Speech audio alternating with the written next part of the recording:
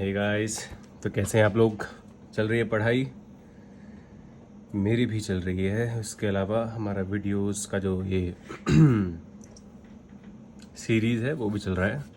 And I hope जितना भी मैं पढ़ा रहा हूँ, इन केस कोई अगर इन फ्यूचर इन वीडियोस को देखता है तो उसको समझ आए, ठीक है, और उसकी हेल्प हो मेरे, क्योंकि मेरी तो हेल्प हो रही है, ठीक है। तो ज़्यादा टाइम ना बर्बाद करते हुए मैं थोड़ा सा अपने बारे में बता देता हूँ। That my name is Chirag Dahiya and just like you I am also a UPSC aspirant.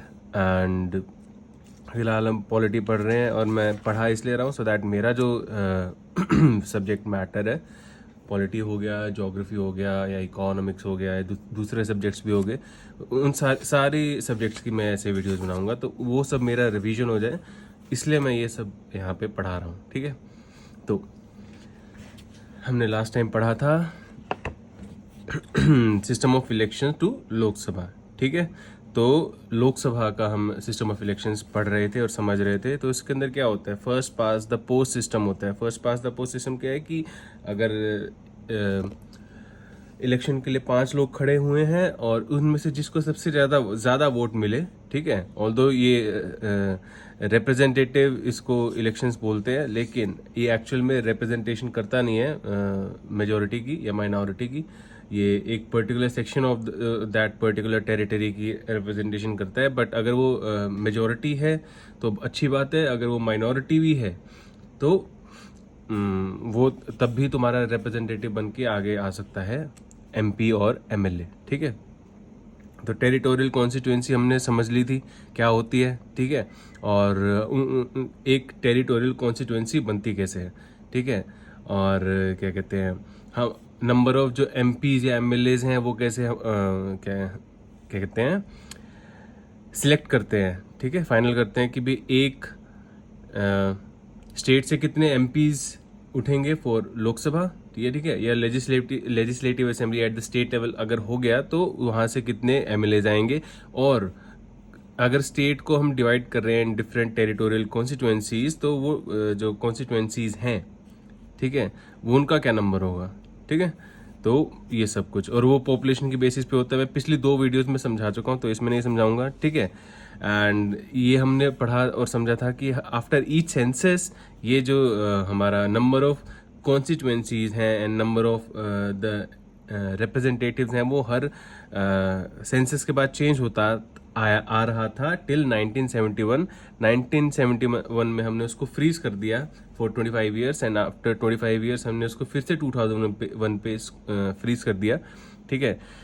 And उसके अलावा ये है कि जो हमारे नंबर ऑफ एमपीज और एमएलएज हैं, ठीक है, वो तो हमने फ्रीज कर दिए, लेकिन जो कॉन्स्टिट्यूएंसीज का डिलिमिटेशन है उसको फ्रीज नहीं किया हमने। वो फॉर एग्जांपल जो हमारा 2001 में जो हमारा अमेंडमेंट हुआ था, वो हमने उस टाइम हमने जो डिलिमिटेशन है कॉन्स्टिट्यूएंसीज का, डिलिमिटेशन मतलब होता है उनकी बाउंड्री को रीड्रॉ करना, जो कॉन्स्टिट्यूएंसीज हैं, ठीक है। तो on the basis of population वो हमने 1991 सेंसस के बेसिस पे किया, और 2003 का जो हमारा 87th अमेंडमेंट एक्ट था उसके अंदर हमने 2001 के सेंसस के बेसिस पर किया। लेकिन जो हमारा रिप्रेजेंटेटिव्स का जो नंबर है लोकसभा के या लेजिस्लेटिव असेंबलीज के, वो सेम ही रहा और अब तक भी सेम है। वो 2026 में जाकर चेंज होगा, ठीक है, इसलिए शायद सेंट्रल विस्टा भी बनाया जा रहा है। उसके अलावा हमने फिर ये समझा कि एससीज और एसटीज की रिजर्वेशन जो है वो कैसे होती है, ठीक है। तो ये भी पॉपुलेशन बेस्ड ही है, ठीक है। अब यहाँ पर 2-3 चीज़ें ये हैं कि सबसे पहला जो टर्म है वो है कम्युनल रिप्रेजेंटेशन, यानी कि एक ही कम्युनिटी, जो पर्टिकुलर कोई कम्युनिटी है, वो कम्युनिटी कल्चर बेस्ड भी हो सकती है, लिंग्विस्टिक बेस्ड भी हो सकती है, या रिलीजन बेस्ड भी हो सकती है, ठीक है। तो एक ही कम्युनिटी के जो लोग हैं उनमें से ही कोई खड़ा होता है टू रिप्रेजेंट देम, ठीक है। और फिर सिर्फ उसी कम्युनिटी के लोग ही उसके लिए वोट कर सकते हैं। तो ये जो है ये चीज़ इंडिया में 1947 में ख़त्म कर दी गई थी। ब्रिटिशर्स इस चीज़ को यूज़ करते थे using the divide and conquer rule, ठीक है। तो यहाँ पर होता क्या है S C and S Ts के लिए, तो जिन एरियाज़ में पॉपुलेशन एससीज एंड एसटीज की ज़्यादा है, उन एरियाज़ के लिए जो सीट्स हैं वो एससीज एंड एसटीज के लिए ही रिजर्व्ड है, लेकिन वोट उनके लिए सब कर सकते हैं, ऑल द कम्युनिटीज़, ठीक है। और उसके अलावा एक चीज़ और है कि उन रिजर्व सीट्स के लिए सिर्फ एससीज और एसटीज खड़े हो सकते हैं, लेकिन अगर नॉन रिजर्व सीट है तो उसके लिए भी एससीज एंड एसटीज खड़े हो सकते हैं, ठीक है। लेकिन वो उसमें जनरल कैटेगरी भी ऑब्वियसली खड़ी हो सकती है, लेकिन जनरल कैटेगरी जो है वो रिजर्व सीट के लिए खड़ी नहीं हो सकती है, ठीक है। एंड इसके अलावा ये था कि इनकी जो 84th और हमारा 87 था, 84th amendment act is in 2001 and 87th amendment act is in 2003.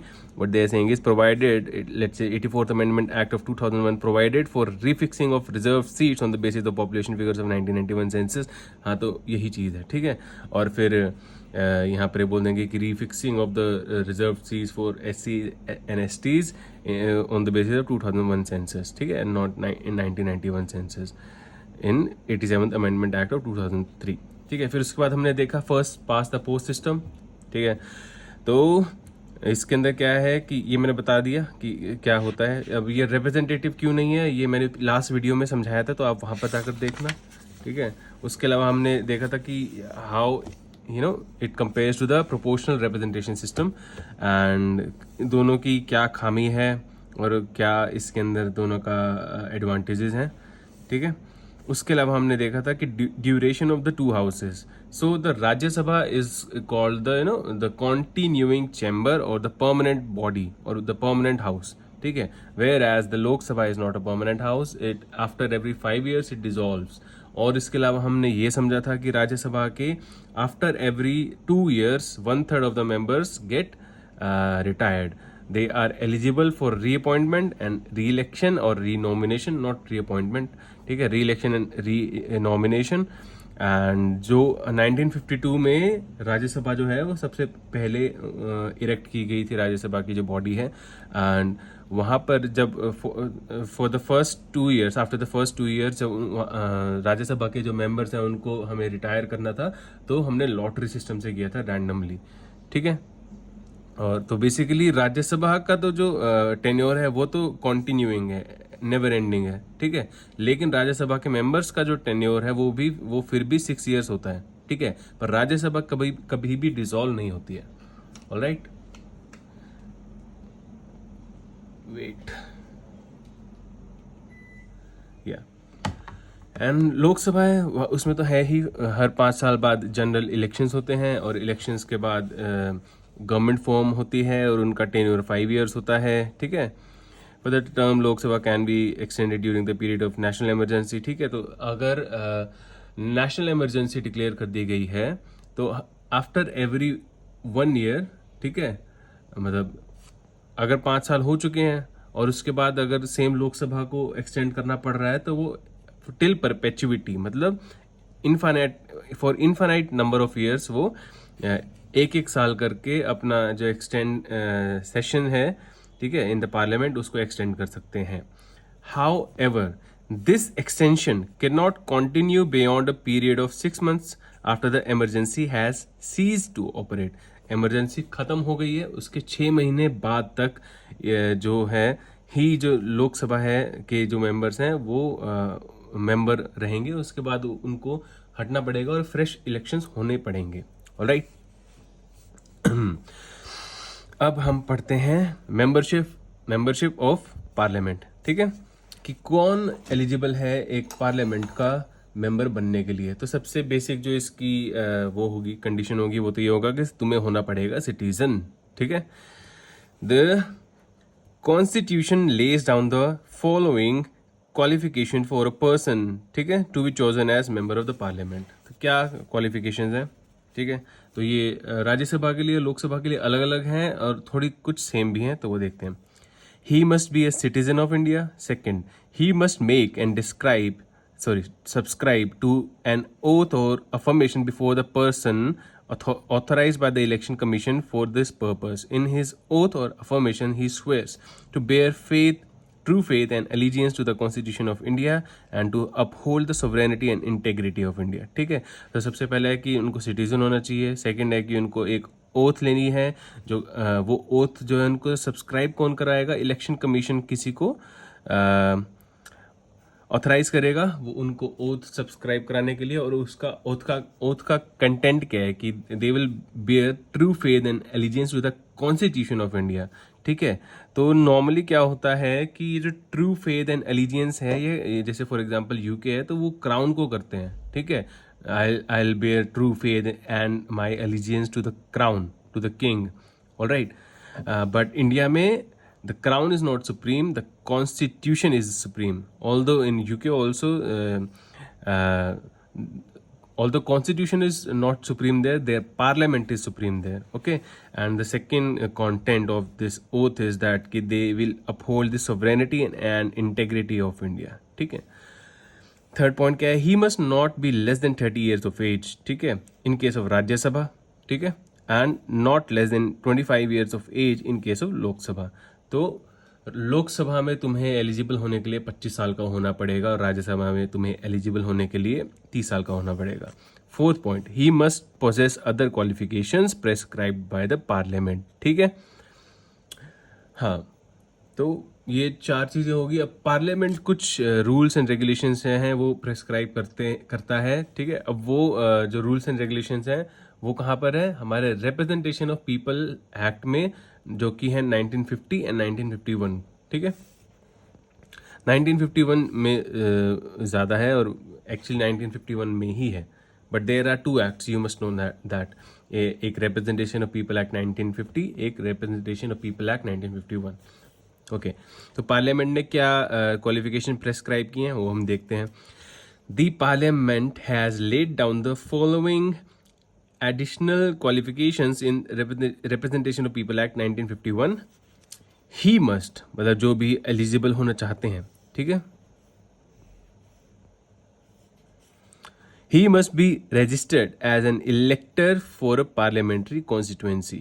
ठीक है, तो एक कोई भी इंडिया में जितनी भी कॉन्स्टिट्यूएंसी बनी है, फॉर एग्जांपल अगर अब वो लोकसभा के लिए इलेक्ट होना चाहते हैं तो वो किसी भी एक कॉन्स्टिट्यूएंसी जो लोकसभा के लिए डीलिमिट करी गई है उसके वो इलेक्टर होने चाहिए. इलेक्टर होने का मतलब क्या है कि वो जो भी उसकी जो वोटिंग बेस है, वोटिंग लिस्ट है, उसमें उनका नाम होना चाहिए. ठीक है, this is same in case of both the Rajya Sabha and the Lok Sabha. The requirement that a candidate contesting an election to the Rajya Sabha from a particular state should be an elector in that particular state was dispensed with in 2003. तो यहाँ पर राज्यसभा में पहले क्या होता था कि अगर कोई राज्यसभा में एक पर्टिकुलर स्टेट से आ रहा है तो उस स्टेट की कॉन्स्टिट्यूएंसी से ही आना चाहिए. ठीक है, 2003 तक ये रूल था, लेकिन इस रूल को अब डिस्पेंस कर दिया गया है. इन 2006 the supreme court upheld the constitutional validity of this change. ठीक है, तो आज के टाइम पे क्या होता है कि you must belong to just any constituency. Belong का मतलब क्या है, you must be an elector there. An elector होने का मतलब क्या है कि तुम वोटिंग लिस्ट में तुम्हारा नाम होना चाहिए. ठीक है, वोट करने के लिए तुम एलिजिबल हो नहीं हो ये अलग चीज़ है, पर तुम्हारा वोटिंग लिस्ट में नाम है. अब देखो ये भी दो अलग अलग चीज़ें हैं कि वोटिंग लिस्ट में अगर तुम्हारा नाम है, इसके बावजूद ये हो सकता है कि तुम वोट करने के लिए एलिजिबल ना हो. वो क्या होता है और कैसे होता है वो हम पढ़ेंगे आगे आने वाली वीडियोस में, लेकिन अभी इतना ही. ठीक है, तो ये देख लिया हमने कि बेसिकली एक कॉन्स्टिट्यूएंसी से तुम एक इलेक्टर होने चाहिए. ठीक है, for both Rajya Sabha and Lok Sabha. पहले लोकसभा में राज्यसभा में 2003 तक ऐसा हुआ करता था कि नहीं भाई, तुम्हें उस पर्टिकुलर स्टेट की कॉन्स्टिट्यूएंसी से ही होना है. उस स्टेट से एज राज्यसभा एमपी अगर तुम आना चाहते हो, लेकिन 2003 के बाद वो अब ऐसे कंटिन्यू नहीं है और सुप्रीम कोर्ट ने उसको अपहेल्ड भी किया है 2006 के किसी केस में. And let's see the point 2. He must be a member of scheduled caste or scheduled tribe in any state or union territory if he wants to contest a seat reserved for them. However, a member of scheduled castes or scheduled tribes can also contest a seat not reserved for them. ठीक है, तो ये हमने चीज़ पहले पढ़ी ही थी. अब disqualification हम पढ़ते हैं. disqualifications under the constitution, a person shall be disqualified for being elected as a member of parliament. ठीक है, अब ये कॉन्स्टिट्यूशनल प्रोविजंस हैं. फिर उसके बाद हम पार्लियामेंट्री प्रोविजंस भी देखेंगे जो अगेन हमारे रिप्रेजेंटेशन ऑफ पीपल एक्ट 1951 में है. ठीक है, तो अंडर द कॉन्स्टिट्यूशन ये पढ़ लिया हमने. So first point, if he holds any office of profit under the union or the state government except that of a minister or any other office exempted by the parliament. ठीक है, तो अब इस चीज़ को समझते हैं कि ऑफिस ऑफ प्रॉफिट जो है वो चीज़ बहुत सारे लोगों को समझ नहीं आती है, लेकिन इसके अंदर ऐसा कुछ ज़्यादा है नहीं. इसके अंदर बहुत सिंपल सी चीज़ है. ठीक है, और वो सिंपल सी चीज़ क्या है? For example that this is a company. ठीक है, let's say this is company A, all right, and you are XYZ and you are the owner of this company, all right, and now you want to contest for the elections, all right. तो तुम अब contest करके अगर election contest करके अगर तुम कुछ बनोगे तो क्या बनोगे? तुम दो चीज़ें बन सकते हो. फर्स्ट, तुम पहले बनोगे एक लेजिस्लेटर, ऑलराइट, और उसके अलावा अगर तुम मिनिस्टर बनते हो तो तुम लेजिस्लेटर होने के साथ साथ तुम एक एग्जीक्यूटिव भी होगे. ठीक है, अब यहाँ पर क्या है? सबसे पहली चीज़ यहाँ पर ये है कि फॉर एग्जाम्पल तुम मिनिस्टर सॉरी, तो तुम्हारे पास तुम्हारी एक कंपनी है. ठीक है, अब सबसे इम्पोर्टेंट चीज़ क्या है कि ये जो कंपनी है ये गवर्नमेंट ऑफ इंडिया के अंडर, ठीक है, नहीं होनी चाहिए. अंडर होने का मतलब क्या है कि गवर्नमेंट ऑफ इंडिया का इसके अंदर शेयर नहीं होना चाहिए या ओनरशिप नहीं होनी चाहिए. नो शेयर, ये 25% प्रेस्क्राइब्ड है. ठीक है, अगर और ओनरशिप तो होनी ही नहीं चाहिए 100%. ठीक है, तो अगर ये ऐसा होता है, ठीक है, तो बेसिकली गवर्नमेंट ऑफ इंडिया है. अब गवर्नमेंट ऑफ इंडिया कौन है? बेसिकली मिनिस्टर्स ही हैं. तो council of ministers and headed by the prime minister. थोड़ा थोड़ा मैं तुम्हारा रिवाइज भी कराता जा रहा हूँ. हाँ, तो अब ये जो काउंसिल ऑफ मिनिस्टर्स है बेसिकली कौन है? Executive, alright. तो बेसिकली कि अब ये जो एग्जीक्यूटिव है ये अगर इसके पास इस कंपनी का शेयर है या ओनरशिप है, ठीक है, सो ही ओन्स यू. ठीक है, इफ नॉट, लेट्स से कि you are not the owner here. ठीक है, तुम इस कंपनी में वर्क कर रहे हो, वर्किंग अंडर दिस कंपनी. ठीक है, किसी भी पोस्ट पे हो सकते हो. अब बात यह है कि ये एग्जीक्यूटिव है और तुम क्या कहते हैं, apart from being in this company, ठीक है, तुम अब एक लेजिस्लेटर भी बन चुके हो, मेंबर ऑफ पार्लियामेंट भी बन चुके हो. ये कौन है? ये है एग्जीक्यूटिव. तुम कौन हो? तुम एक लेजिस्लेटर बन चुके हो, लेजिस्लेचर बन चुके हो. ठीक है, तो यहाँ पर हमारा जो मेन जो थीम है पार्लियामेंट्री सिस्टम का, ठीक है, वो थीम क्या है कि executive should be responsible to legislator या लेजिस्लेचर. पर यहाँ पर तो उल्टा हो रहा है.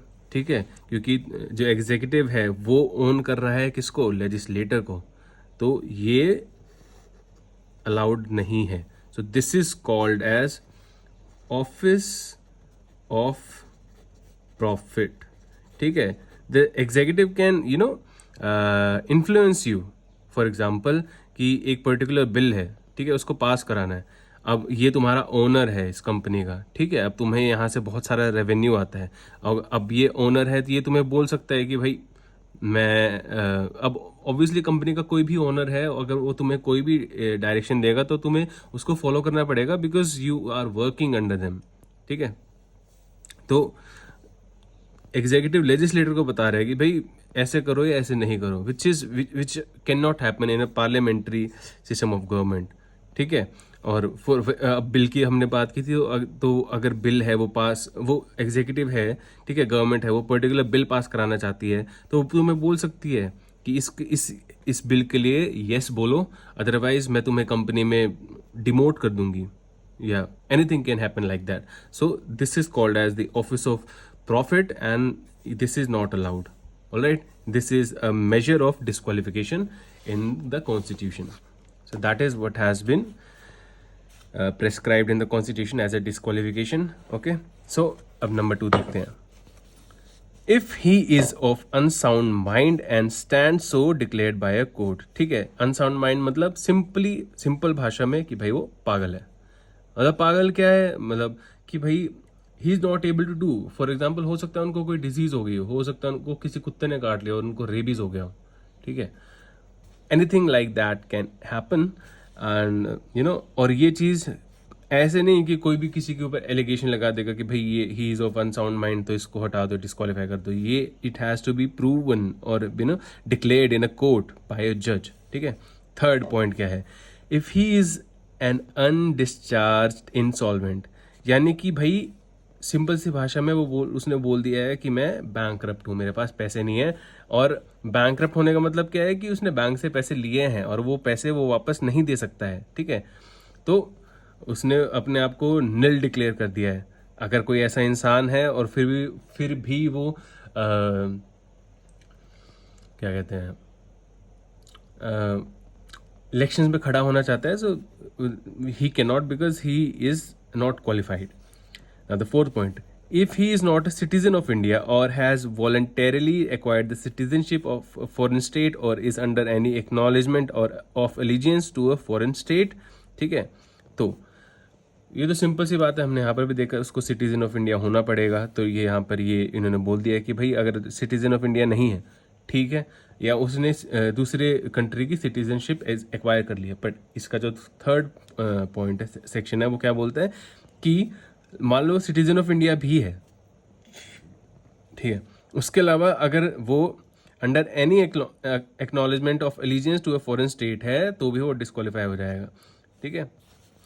एंड फिफ्थ, इफ इसका एलिजियंस का मतलब क्या है कि भाई जैसे फॉर एग्जांपल यहाँ पे इन्होंने ओथ या अफर्मेशन लिया है, ठीक है, तो इसके अंदर ये क्या होता है कि उन्होंने ओथ तो लिया है लेकिन वहाँ पर फिर उनके मेरे को एज सच इन डेप्थ तो नहीं मालूम है, पर मेरे ख्याल से लेट्स से कि there must be a contract, there must be something where they sign, there must be a paper, ठीक है, where they give their thumb print and you know declare it. So दूसरे देश में being a citizen of India, अगर उन्होंने दूसरे देश को अपनी एलिजेंस है ना वो एक्नॉलेज की है तो वो भी अलाउड नहीं है, ठीक है। Last point, in the constitution if he is so disqualified under any law made by the parliament. तो यहाँ पर देखो दोनों जगहों पे इन्होंने बोला है कि हमने कॉन्स्टिट्यूशन में तो इतने ये प्रोविजन दे दिए, उसके अलावा पार्लियामेंट अगर और कोई प्रोविजन बनाता है तो उसके अंदर भी क्वालिफिकेशन या डिस्क्वालिफिकेशन हो सकती है। अब पार्लियामेंट्री प्रोविजंस क्या है डिस्क्वालिफिकेशन के लिए, the parliament has laid down the following additional disqualifications in the representation of people act 1951, ठीक है। He must not have been found guilty of certain election offences or corrupt practices, ठीक है। For example कि जो वो voter है, voter को वो पैसे दे रहे हैं, ठीक है, या फ्रिज दे रहे हैं या बाइक दे रहे हैं या कुछ भी इस तरीके से उनको इन्फ्लुएंस कर रहे हैं, अनड्यू इन्फ्लुएंस, सो दैट वो उनके लिए वोट करें, which is obviously not allowed and is a corrupt practice, okay. He must not have been convicted for any offence resulting in imprisonment for 2 or more years, but the detention of a person under preventive detention law is not disqualification, ठीक है। तो basically उनका conviction होना क्या होता है कि भाई तुम कोर्ट में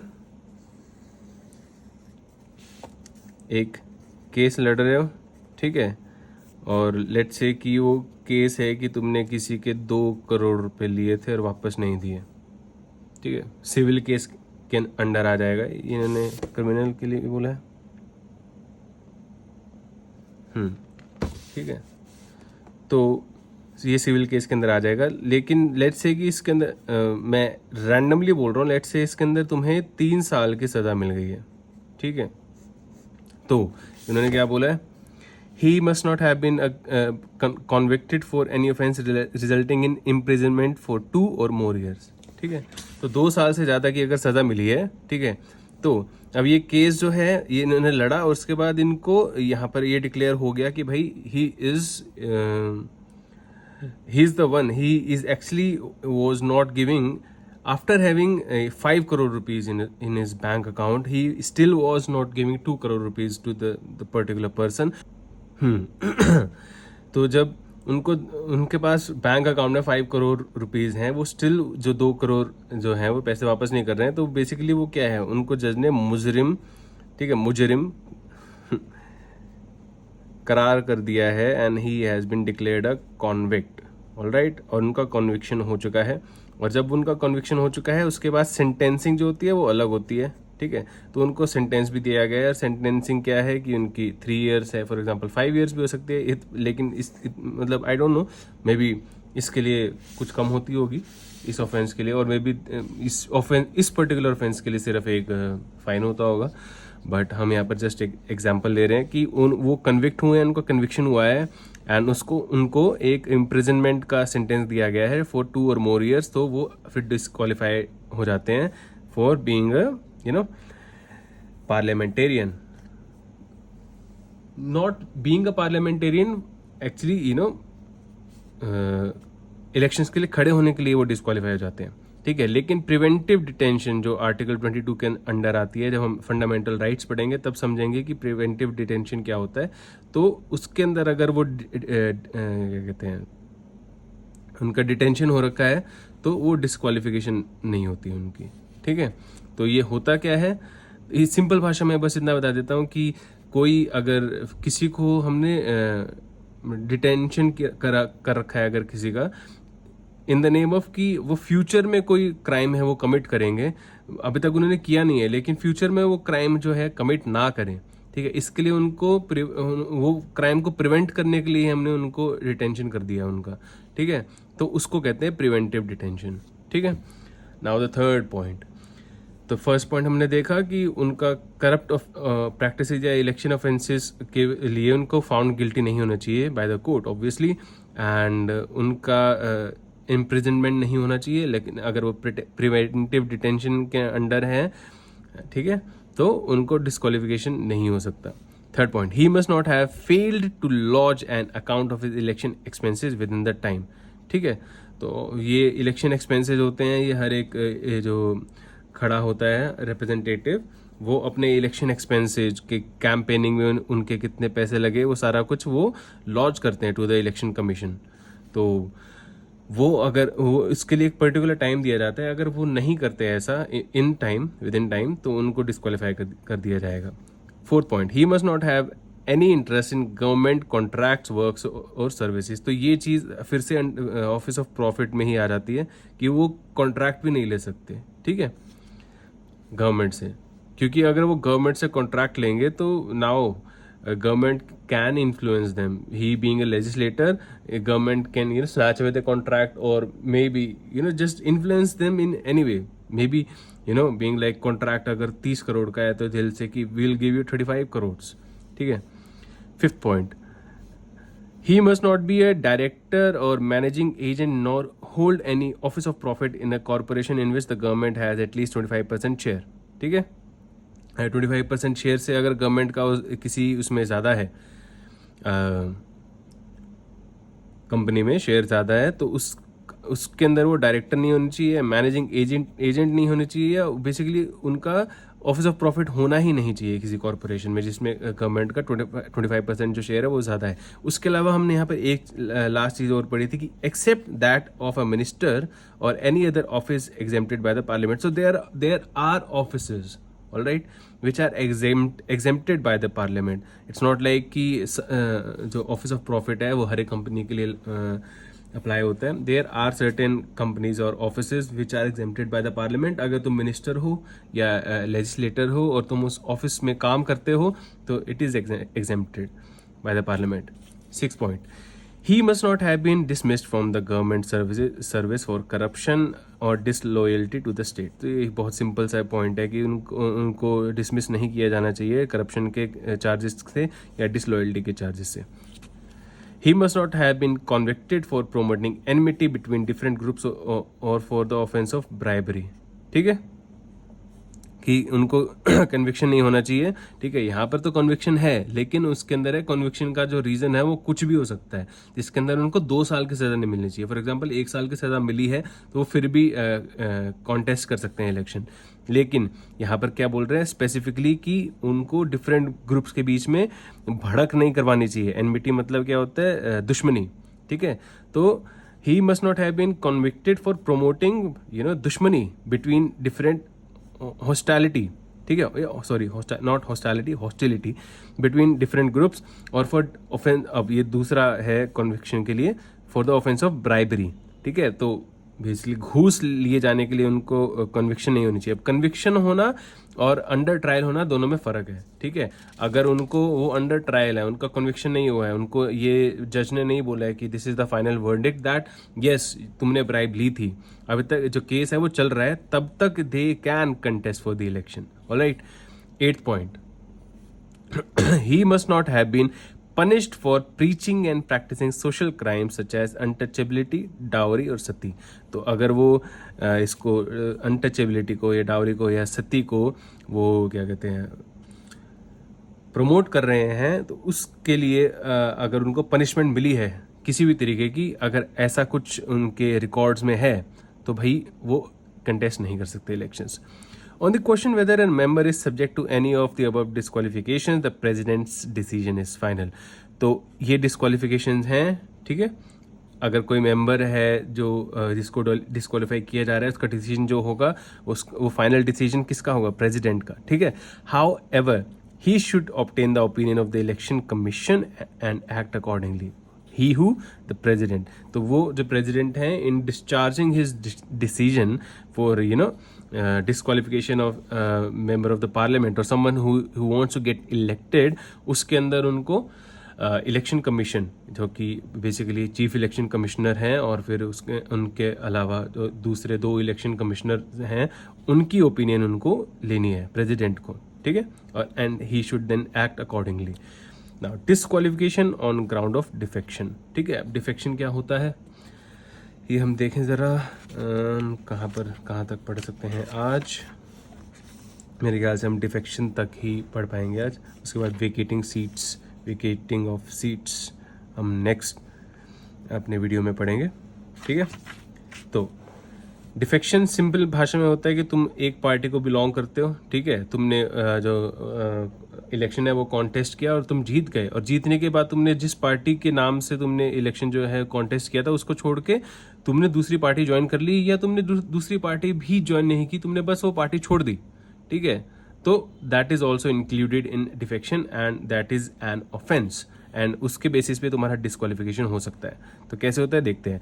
the constitution also lays down that, तो डिफेक्शन हमने कहाँ पढ़ा था कि भाई this is mentioned in article not article schedule 10. Alright, paragraph 2 in fact. The constitution also lays down that a person shall be disqualified from being a member of parliament. ठीक है, if he is so disqualified on the ground of defection, all right, ground of defection under the provision of the 10th schedule, a member incurs disqualification under the defection law if he voluntarily gives up the membership of a political party on whose ticket he is elected to the house. ठीक है, party जो है वो ticket देती है और उसकी ticket पे उसने क्या कहते हैं इलेक्शन में कॉन्टेस्ट किया और फिर उसके बाद उसने मेंबरशिप ही छोड़ दी उस पार्टी की, तो he is now disqualified. If he votes or abstains from voting in the house contrary to any direction given by his political party, so this is called as whip. ठीक है, तो जो parties हैं जैसे बड़ी बड़ी पार्टीज़ हैं, for example BJP हो गई, भारतीय जनता पार्टी, या कांग्रेस हो गई, इंडियन नेशनल कांग्रेस, या और भी अदर पार्टीज़ हैं, उन जो पार्टी के हेड हैं, ठीक है, the leader of the party, अगर कोई ये डायरेक्शन दे रहे हैं, ठीक है, तो उस डायरेक्शन को उस उन्हें फॉलो करना पड़ेगा। अगर वो उस पर्टिकुलर डायरेक्शन को भी फॉलो नहीं करते हैं तो they are then again considered under the anti defection law, या उन्होंने डिफेक्ट किया है। ठीक है, तो सिर्फ उस डायरेक्शन में वोट ना करना ही नहीं, अगर तुम्हें डायरेक्शन मिली है और तुमने वोट नहीं किया है तब भी तुम डिफेक्शन के अंडर आओगे। ठीक है। Third point, if any independently elected member joins any political party. तो ये तो था कि भाई तुम एक पार्टी टिकट ली और तुम उससे जीत गए, उसके बाद तुमने पार्टी छोड़ दी। लेकिन अगर तुमने इंडिपेंडेंटली तुमने जो इलेक्शन है वो कॉन्टेस्ट किया, लेकिन उसके बाद जब तुम जीत गए तुमने एक पार्टी ज्वाइन कर ली, ठीक है, तो क्या कहते हैं, तब भी तुम डिफेक्शन, तुम्हारा जो ये एक्ट है डिफेक्शन कहलाएगा। And the fourth point, if any nominated member joins alright any political party after the expiry of 6 months। तो ये हमने उसमें भी पढ़ा था, हमने शुरू वाले वीडियोस में। तो ये सिंपली क्या कह रहा है कि एक नॉमिनेटेड मेंबर है, ठीक है, जो अगर उसको एक कोई भी पॉलिटिकल पार्टी अगर उसको ज्वाइन करनी है तो he still has 6 months to do that. लेकिन अगर उन्होंने फॉर एग्जांपल अगर सचिन तेंदुलकर हैं, उनको नॉमिनेट किया गया था for being a member of Rajya Sabha, तो अगर उनके पास 6 months होते हैं if he wants to join a party, अगर वो विद इन 6 months ज्वाइन कर लेते हैं तो दैट इज ओके। बट अगर after the expiry of 6 months they join a particular political party, then he is considered under the anti defection law, and फिर उनकी जो मेंबरशिप है वो रद्द की जाती है, करी जा सकती है, या कर ही देते हैं। The question of disqualification under the 10th schedule is decided by the chairman in case of Rajya Sabha and the speaker in case of Lok Sabha। अब ये chairman और speaker कौन है ये हम आगे पढ़ेंगे, आगे आ जाएगा। and not by the president of India। तो ठीक है, ये एक important difference है कि जो defection law है, ठीक है, डिफेक्शन ग्राउंड ऑफ डिफेक्शन के बेसिस पे जो फाइनल डिसीजन होता है वो किसका होता है, जो प्रिसाइडिंग ऑफिसर जो होते हैं of the Rajya Sabha and the Lok Sabha. Presiding officer of Rajya Sabha is the chairman, alright, and the presiding officer of Lok Sabha is the speaker. तो वो फाइनल डिसीजन लेते हैं, ऑलराइट, प्रेसिडेंट नहीं लेते हैं। लेकिन on other grounds, the constitutional ground और द जो हमारे क्या कहते हैं पार्लियामेंट्री प्रोविजंस है under the representation of people act 1951, उसके बेसिस पे जो भी हमारे डिस्क्वालिफिकेशन है उसके लिए हमारे प्रेसिडेंट जो हैं वो फाइनल डिसीजन लेते हैं। ठीक है। In 1992, the Supreme Court ruled that the decision of the chairman and speaker in this regard is subject to the judicial review. Now, यहाँ पर क्या बोला है, the decision, alright? जब जो स्पीकर है या चेयरमैन है उन्होंने अपना जो डिसीजन है वो ले लिया, उन्होंने बोल दिया कि भाई ये जो इंसान है, ये मेंबर ऑफ द पार्लियामेंट है, ये डिस्क्वालिफाइड है या नहीं है। अगर है या नहीं भी है तो वो जो डिसीजन है वो under the purview of judicial review है, ऑलराइट।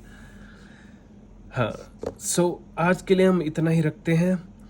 एंड इसके अंदर मैं एक चीज़ और बताना चाहूँगा, एक सिंपल सी चीज़ है। फॉर एग्जांपल यहाँ पे हमारे जो टीचर हैं उन्होंने पढ़ाते हुए ये बताया था, तो वो एक चीज़ अगर आपको बताऊंगा तो आपको समझ आएगी, तो अच्छा लगेगा जानकर। तो फॉर एग्जांपल यहाँ पर जैसे बोला हुआ है कि if he the member of the parliament voluntarily gives up the membership of the political party on whose ticket he is elected to the house। so यहाँ पर होता क्या है कि फॉर एग्जांपल एक कोई पार्टी है, ठीक है, let's say there is a party BJP, alright. So BJP जो पार्टी है ना, it's a very humongous mammoth party, it's a very big party, huge party, alright. अब ह्यूज का मतलब क्या है कि भाई ठीक है, इनके पास इनके मेंबर जो हैं वो भी बहुत सारे हैं। रिसेंटली उन्होंने इनफैक्ट एक पर्टिकुलर नंबर ऑफ मेंबर्स भी क्रॉस किया था, वो मेरे को याद नहीं है, but that was a huge number. And basically इनके पास मॉनेटरी रिसोर्सेज भी बहुत हैं, ठीक है, और इनकी एक पर्टिकुलर आइडियोलॉजी है, ठीक है। So sometimes what happens is the voter, what he does not vote for a person, he does not vote for a person, but in fact he votes for the party, all right। उन्हें फर्क नहीं पड़ता कि ये इंसान कौन है, उनको फर्क पड़ता है कि ये पार्टी कौन सी है। ऑलराइट, तो जब उस पार्टी की टिकट पे तो एक इंसान जो है वो खड़ा होकर आया है, ऑलराइट, और उसके बाद उसने वो पार्टी छोड़ दी, सो दैट इज लाइक धोखा फॉर द वोटर, बिकॉज उनको ये विश्वास दिलाया गया था कि ये जो इंसान है ये he belongs to this party, and इनकी आइडियोलॉजीज फॉलो करते हुए जो जितने भी चेंजेस हैं उनके सोसाइटी में वो लाए जाएंगे। ऐसे ही the second the third point is कि अगर कोई इंडिपेंडेंटली इलेक्टेड मेंबर है, ठीक है, तो बेसिकली क्या है, फॉर एग्जांपल कुछ वोटर्स हो सकते हैं, ठीक है, उनको चाहिए कि भाई मेरे को ना बीजेपी पसंद है, मेरे को ना कांग्रेस पसंद है, मेरे को ना आम आदमी पार्टी पसंद है, ना टीएमसी पसंद है, एंड सो ऑन जितनी भी पार्टीज हैं, ठीक है, तो मेरे को ये बंदा पसंद है क्योंकि किसी भी पार्टी को बिलोंग नहीं करता, ठीक है, तो मैं चाहता हूँ कि ये मेरी कॉन्स्टिट्यूएंसी को रिप्रेजेंट करे, सो दैट इसकी मेरे को आइडियोलॉजी इन सारी पार्टीज से डिफरेंट है, मेरे को इसकी आइडियोलॉजी पसंद है, तो मैं इसके लिए वोट करता हूँ। लेकिन बाद में जब वो इलेक्ट हो गया तो वो किसी पर्टिकुलर पार्टी को ज्वाइन कर लेता है, सो दैट इज अगेन मेरे को वर्ड याद नहीं आ रहा है धोखा के लिए, but that is again wrong on the part of this member of the parliament who has been elected, and उसने फिर फ्रॉड किया बेसिकली वोटर के साथ, चाहे ये केस हो चाहे ये केस हो, so that is wrong, and that is why it is called as disqualification under the anti defection law under the 10th schedule. So आज के लिए इतना ही रखते हैं। वैसे हमारी स्पीड बहुत स्लो है, but at least this is something जो पढ़ाई की जा रही है, एंड आई होप आज का जो लेक्चर है, सेशन है, आपको अच्छा लगा हो, एंड पढ़ते रहिए। अगर कोई क्वेरी हो या डाउट हो तो कमेंट सेक्शन में पूछ लेना, and till next time all the best, keep studying. जय हिंद।